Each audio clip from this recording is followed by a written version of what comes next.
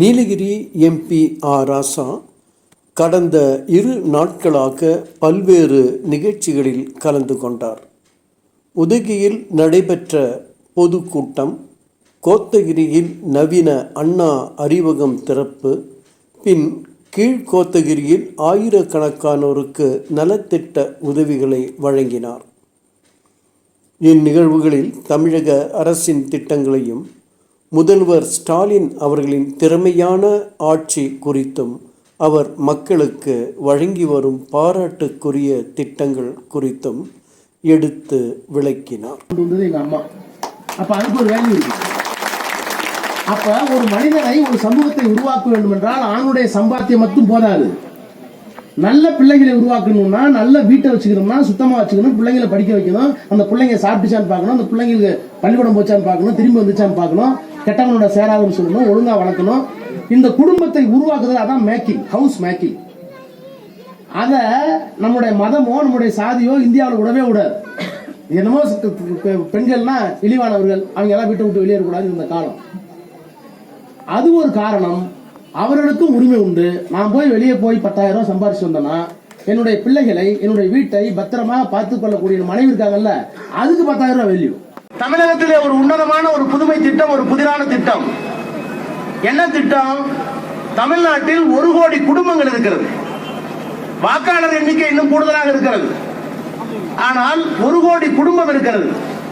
இந்த 1 கோடி குடும்பத்திற்கும் திராவிட முன்னேற்ற கழகத்துடைய நிர்வாகிகள் சென்று தமிழ்நாட்டிலே என்ன நடைபெறுகிறது, இந்தியாவிலே என்ன நடைபெறுகிறது என்பதையெல்லாம் சொல்லி நாம் எல்லோரும் ஓரணியிலே நிற்க வேண்டும் என்று மக்களிடத்திலே விலக்கி பேசி அவர்களை இந்த அணியிலே கொண்டு வருவதற்கு எடுக்கப்பட்ட முன்னெடுப்பு முயற்சி தான் ஓரணியில் தமிழ்நாடு.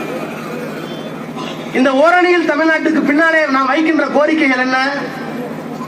திராவிட முன்னேற்ற கழகத்திற்கு தமிழ்நாட்டுக்கு ஒரு நீண்ட நெடிய பாரம்பரியம் உண்டு. இந்த இந்திய துணைக்கண்டத்தில் 2 பண்பாடுகள் உண்டு.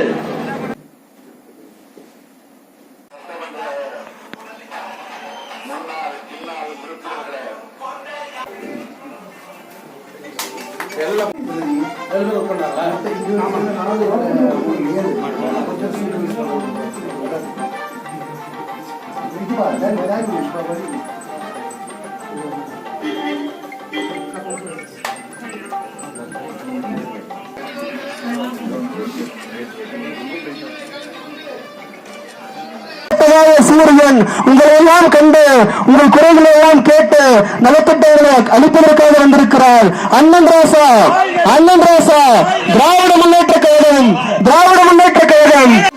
கோத்தகிரி ஒன்றிய கழகத்துடைய செயலாளர். அதில் முன்னிலையை வகித்துக் கொண்டிருக்கும் நீலகிரி மாவட்ட கழக செயலாளர் சிறப்பாக சுறுசுறுப்பாக மாவட்டத்தை நல்லா நடத்தி கொண்டிருக்கிறார் KM ராஜு அவர்களுக்கும் நலத்திட்ட உதவி வழங்கி சிறப்புரையாற்ற இங்கே அமர்ந்துள்ள துணை பொதுச் செயலாளர் மற்றும் நீலகிரி நாடாளுமன்ற உறுப்பினர் அண்ணன் ராசா BSc ML MP அவர்களே, அது கோட்டை என்று கருதினால் முதலில் இங்கிருந்து போகும்போது கீழ்கோத்தகிரி, சோழர் வட்டம், கீழ்கோத்தகிரி மேலே வரும்போது தான் இங்கேருந்து ஓட்ட ஆரம்பித்தாங்க. இங்கே தான் அதிகமான ஓட்டு இந்த கீழ்கோத்தகிரி ஒன்றியத்தில் இன்றைக்கெல்லாம் போட்டு நல்லா ஆண்டரை காட்டுறோம். கண்ணில் பார்க்கும்போது தெரியுது. இதுக்கு என்ன காரணம்னா, நம்ம ஆட்சி 15 ஆண்டு காலம் உங்களுக்கு தெரியும். எத்தனையோ பிரச்சனை நீலகிரியில் ஏற்பட்டது. வெள்ளம் வந்தது, எவ்வளவு பிரச்சனை நீலகிரி ஏற்பட்ட போதெல்லாம் ஒவ்வொரு நாளும் அந்த காலகட்டத்தில் கீழ்கோத்தகிரி பகுதிக்கு இப்படியெல்லாம் உதவி செய்தார் என்பது உங்களுக்கு தெரியும். நான் அந்த நேரத்திலே ஒன்றிய கழக செயலாளராக இருக்கிறேன்.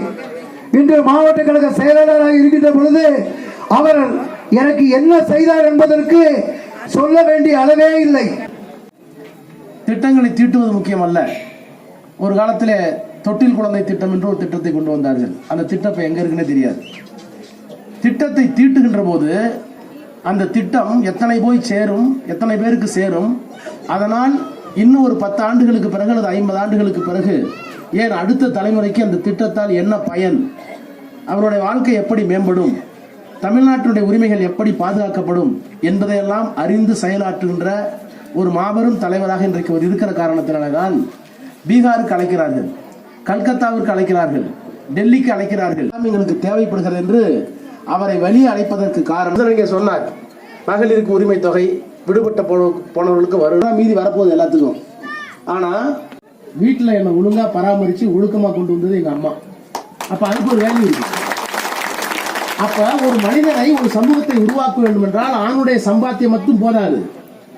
நல்ல பிள்ளைகளை உருவாக்கணும்னா, நல்ல வீட்டை வச்சுக்கணும்னா சுத்தமா வச்சுக்கணும், பிள்ளைங்களை படிக்க வைக்கணும், அந்த பிள்ளைங்க சாப்பிட்டுச்சான்னு பார்க்கணும், அந்த பிள்ளைங்களுக்கு பள்ளிக்கூடம் போச்சான்னு பார்க்கணும், திரும்பி வந்துச்சான்னு பார்க்கணும்.